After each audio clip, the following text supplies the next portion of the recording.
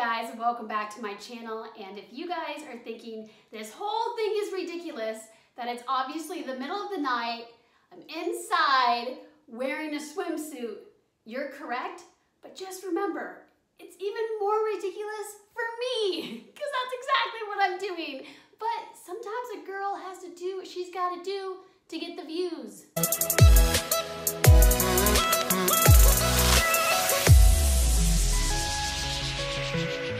This lifeguard storytime video is going to cover lifeguard dating. I never admitted this at the time, but my first lifeguard crush was actually in training. It was a small group that we trained with, and a lot of the boys were just not great lifeguards. I'm just saying that, because some of them were nice. But there was this one boy, and he was the cutest one out of all of them. He was extra nice to me, and it just made me feel extra special. Something about him seemed a little bit off, but I didn't really think much of that because, you know, when the pickings are slim, you do some slim pickings, and when you're desperate like me, you'll take anything. The place where we got trained was actually hiring lifeguards at the time, so we both got hired, and then when I was integrated into like the 40-some team of lifeguards, it was a bit hard because then I was talking to all these boys, and all of them were just so cute. But I'm someone that I have loyalty to people and things that I don't really need to have loyalty to. It might be a fault of mine. So I am pretty loyal with crushes. So I was telling myself, you know what, like these other boys, like they're cute, but they're not the real deal. Like this kid's really nice to me. Sure, he was a little bit off, and his Facebook was saying some weird stuff, but that doesn't matter because he was a gentleman.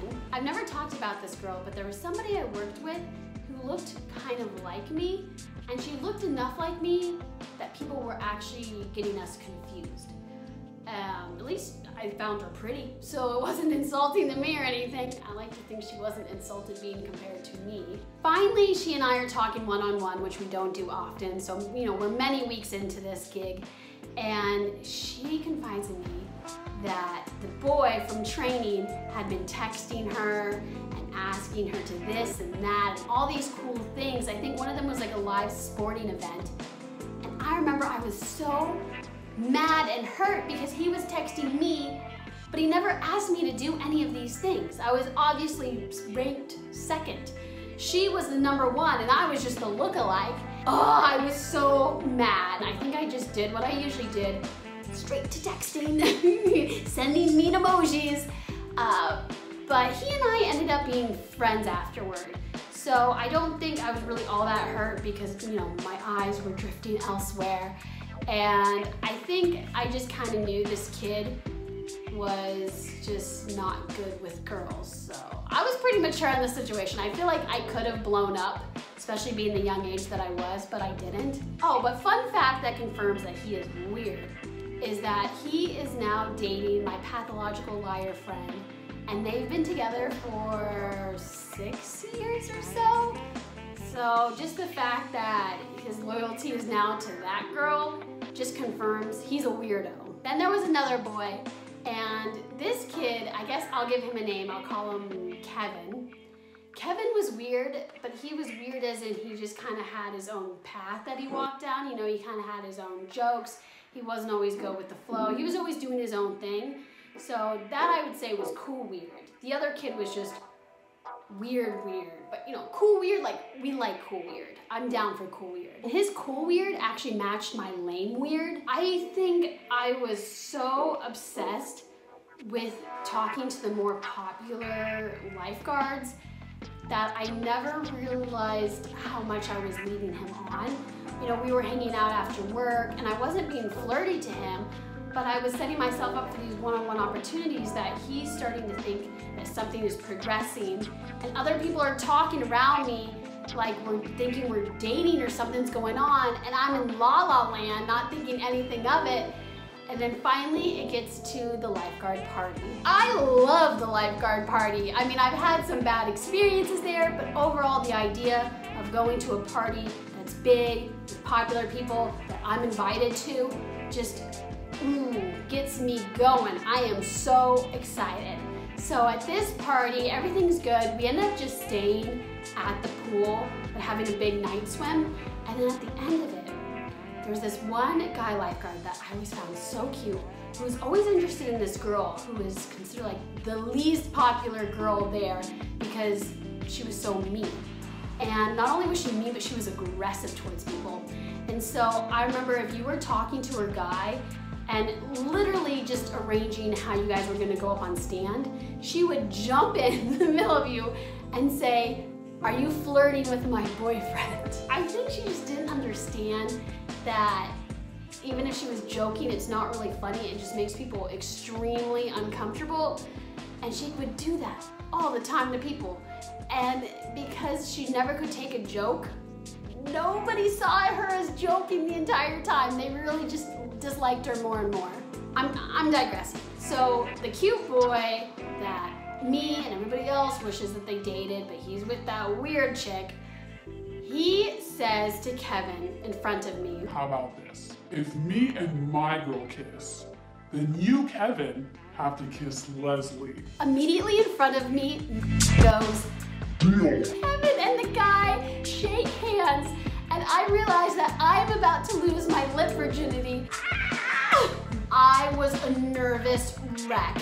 And I also knew that once everybody saw me kiss Kevin, that I wouldn't have a chance with any of the other lifeguards. Are you listening to how mature I sound right now? So of course I get awkward, scared, and mad that I refuse to do it, but it gets even worse because I forget that I am Kevin's ride home. I remember it's so awkward that he asked if he needs to sit in the back, and I was like, "No, you can sit in the front, just don't maul me." So I drive him home, which isn't too far of a drive, but of course everybody saw us leave together and they were all talking and all gossiping. And then I pull up and he asked me if we're still going to kiss. And I'm so awkward, I beat around the bush, but finally I have to tell him no. After that, we continued trying to act like the way we were, but I was so uncomfortable and couldn't handle it.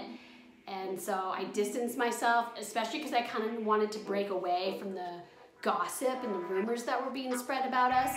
So I felt like I was kind of being mean. Not only did I reject him, but I gave him like a really hard pushback. So I don't think he really enjoyed that, but at the same time, he should not be making bets to kiss me. So to me, I feel like that's a little bit even, but knowing me, I felt bad. And several years later, I did reach out to him and apologize. And he was totally cool with it. And by now, I think he was moved on. He had a girlfriend in his profile picture. I don't know, I like to think he didn't move on from me, he just felt like he had to. I go the whole summer and no other boy has tried to kiss me or ask me on a date, nothing. By now, I'm more desperate than ever, which I didn't know was possible. But it really showed when this guy that I wasn't even attracted to asked me out on a date and I said yes. I remember he sent me a text on my birthday asking me for coffee or something. So I accepted it and I wasn't attracted to him the first time or the second time or the third time. And then I needed a date.